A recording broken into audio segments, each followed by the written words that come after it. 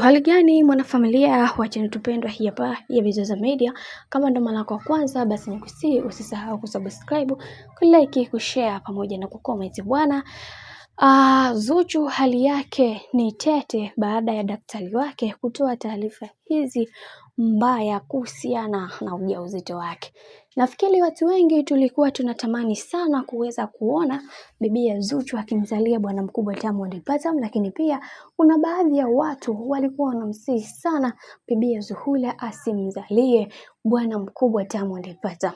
Kila mtu ana sababu zake ni kwa nini kuna wengi walikuwa wanatamani Zuchu amzalie Diamond Platnumz, na kwa nini wengine walikuwa hawatamani Zuchu amzalie Diamond Platnumz. Lakini Zuchu kama yeye aliweza kuchukua jukumu la kuweza kumzalia mwanaume ambaye aliyekuwa anampenda katika maisha yake, na akisema kwamba atapambana kuweza kuhakikisha kila kitu kinakwenda kuwa sawa.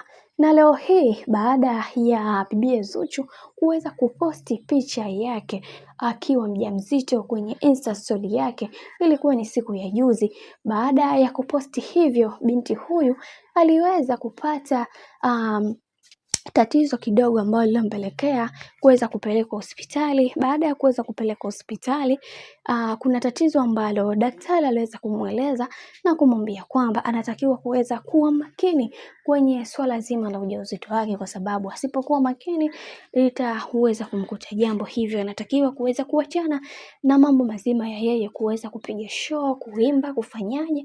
Anatakiwa kuweza kukaa, kurelax na kupumzika, yani muda mwingi autumie kwa ajili ya kupumzika. Lakini pia kwa upande wa mama Dangote aliendelea kumsihi sana bibi ya Zuchu na kumwambia kwamba mimi nitahakikisha unapata nafasi kubwa sana ya wewe kuweza kupumzika, kwa sababu naona unachotaka kukifanya ni kutaka kuweza kunipotezea mjukuu wangu. Mimi na wewe tutakuwa bega kwa bega kuweza kuhakikisha mtoto huyo anazaliwa salama salimini. Lakini kwa upande wa Zuchu aliweza kumappreciate mama Dangote na kusema kwamba asante mama yangu kipenzi kwa hatua hii ulioweza kuichukua, kwa sababu ni watu wachache sana wangeweza kufanya haya yote, ila wewe umeamua kuweza kusimama upande wangu kwenye kila kitu na kwenye matatizo yangu pia kiujumla.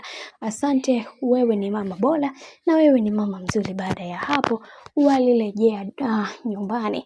Esma Platnumz na yeye aliweza kuyazungumza haya yote na kusema kwamba tunatakiwa kuweza kuendelea kumwombea bibi Zuchu ili aweze kujifungua salama salmini. Bwana, mambo ni mengi sana na ukizingatia muda ni mchache, mimi nikusii usisahau kusubscribe, kulike, kushare pamoja na kucomment, kwani kufanya hivyo utakuwa umejiweka katika nafasi nzuri ya wewe kuweza kuenjoy na kufurahi pia.